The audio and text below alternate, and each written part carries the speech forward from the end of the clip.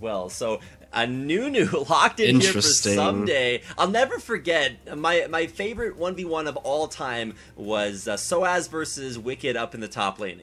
Alright, so looks like we're actually in for the game. Very quick intro video there, using the really well animated right video there from a while back now, and I gotta say it still amazes me every time. We have Liac starting here on the Annie, and then we got Sumday on the Nunu. Looks like he did go for a Flash and Ignite combination. Sumday though went for Barrier and Teleport on the Nunu.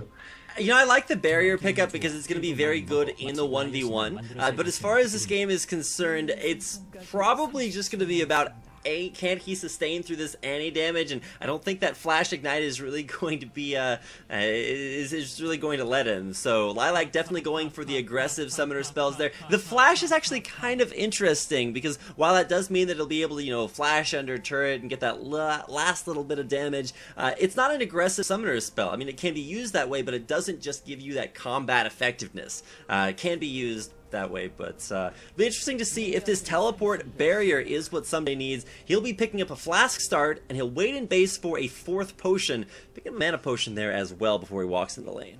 Yeah, so going for 3 health potions. Interesting because he'll need as much sustain as possible. You won't miss anything as well waiting for that last potion. A lot of the 1v1 tournaments in North America did end up having a lot of players waiting for that 4th pot, and it helped about in the long run. So we'll see if that comes into effect this time around. We do have the firebar start for Liac. As you know, you're able to get the mana back. Just keep spamming it out and push out waves and just guarantee yourself a lot of good creeps. So we'll keep track of that. I don't think Lialac's going to do too much pressuring outside of the few auto attacks he can land because he's going to get so many creeps with the fireball. And you can see he also has 22 AP on the Nunu too. Just a lot of raw damage going to come out. Yeah, and actually a very similar rune setup for both players. No attack damage, just going to go 22 AP. I think it is actually, yeah, identical for both laners here, so it'll be exciting to watch. And of course they both brought a lot of magic resistance in their runes, but you can see going aggressive here. Liac has zoned Sumday off from the creep wave already. That early level 2 because he's so essential at winning this 1v1. Now Sumday is forced to just wait back towards his turret for this wave to push up. Yeah, there's nothing you can do in this situation, honestly. Like, Liac can just keep charging up his stuns, throw a fireball here or there to just keep on the harass and keep building up his stun and keep that pressure out there. As long as he's forcing him to use those flasks as well as the potions, the health potions, excuse me, it's going to be so tough for the team to deal. And Liac, all he needs to do is just use the biscuits at a good time. Mana management is very, very key here. Keeping the fireballs, getting the last hits there is probably the most important thing you could ever look for on an Annie in the mid lane, especially. Even as a support Annie, you know, you can look at those last hits every now and then just to keep the mana pool up.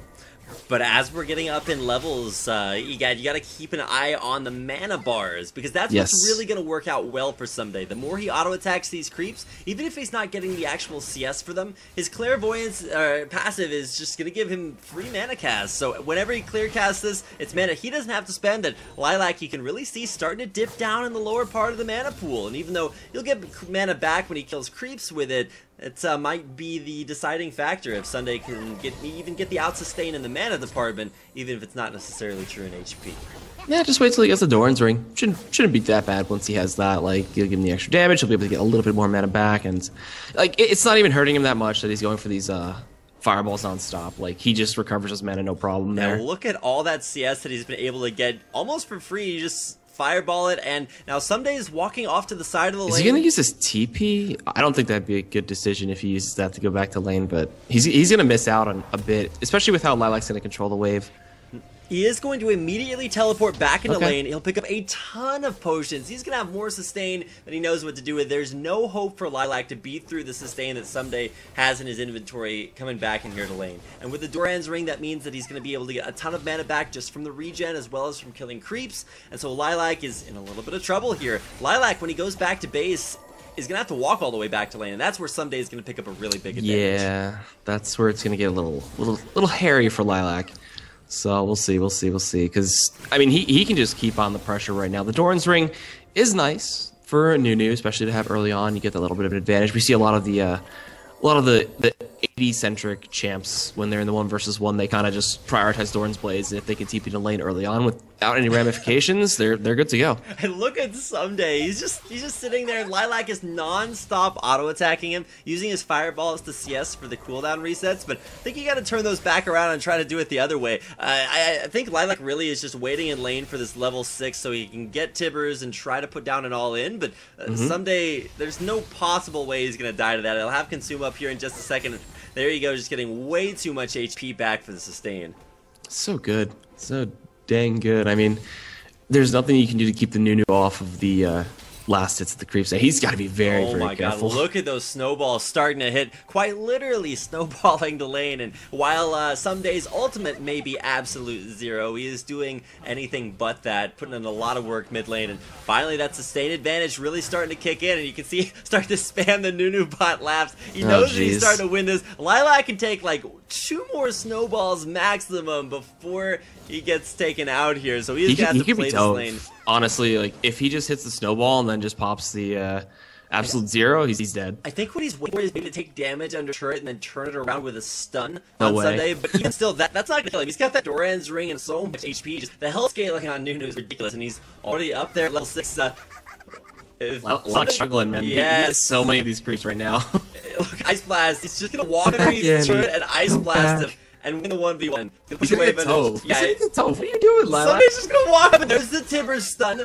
Put out a little bit of extra damage. I think he expected to take damage and then turn it around with a stun, but if he had taken any damage, he would have died. How could you hit such a cute little girl? She's a pyromaniac. Man. And then you see, and then suddenly Tibbers, and you start to understand a little bit more. But now, going back to base, we'll be able to pick up most likely a bunch of ability power, but at the same time, Sumday is gonna not only take down a lot of damage on this turret, but you might get it. Oh my god. Yeah, if there was another wave coming in at the right time, Sumday could have taken that turret, but Liac will be coming out of base with a catalyst? Yeah, just go for the straight stats. You level up, you get some extra health and mana regen. It's not the best option like the triple Doran's ring that some Sumday is going for, but I guess he needs the stats. Honestly, it doesn't seem like the best choice here.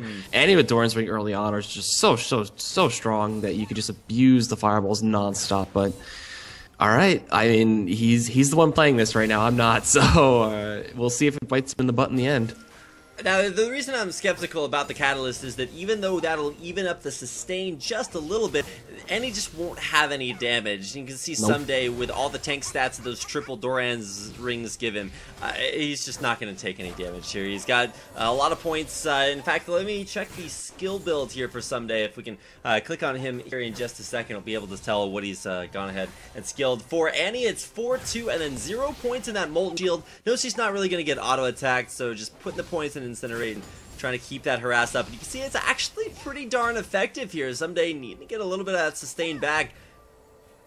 Tibbers up in 10 seconds, so that Tibbers timing is key. He still has Ignite. He can stop the health potions. He can stop the Consume heal too, or reduce it significantly. So he's doing a lot. 1, and Tibbers is back online. There is that Incinerate stun. He has enough for a full combo, but it's not enough. There's no way it's enough to kill right now. And if he does his full combo and it doesn't kill Sumday, he's just going to sustain it all back. Yeah, there's still the barrier too to keep an eye out for. Like that's the key thing. If he doesn't do enough damage to start it off, then Sumday is just gonna be like barrier, turn around with absolute zero, and you're dead, or just force a flash out of him. And okay, I think Sumday wins this. He's gonna get another Ice Blast. There's the absolute zero. He's turning it back around. There's the barrier. A flash out defensively. The snowball is gonna hit, and it's Sumday to win the 1v1 in game number 1 over Liac. All right, that's what we were talking about, man. The Doran's ring burst, just way too strong. We even get a nice little replay here, too, where Liac just got way too overconfident. He might have not factored in the barrier because Sumday even messed up the barrier timing. He didn't even mitigate like Tibbers damage or anything like that. So starts about right here. So Liac, he gets the stun off there. He throws out the fireball, then Tibbers afterwards. Barrier comes out late, but it just doesn't matter. And Sumday's like, all right, I'm just going to charge you down. And Ice Blast. Boom, you're dead. Yeah, just even underneath this turret. And really, that 1v1 came down to lane management at the end. We'll talk a little bit more about that. But Sumday, you can see on your screen the winner. And of course, you know,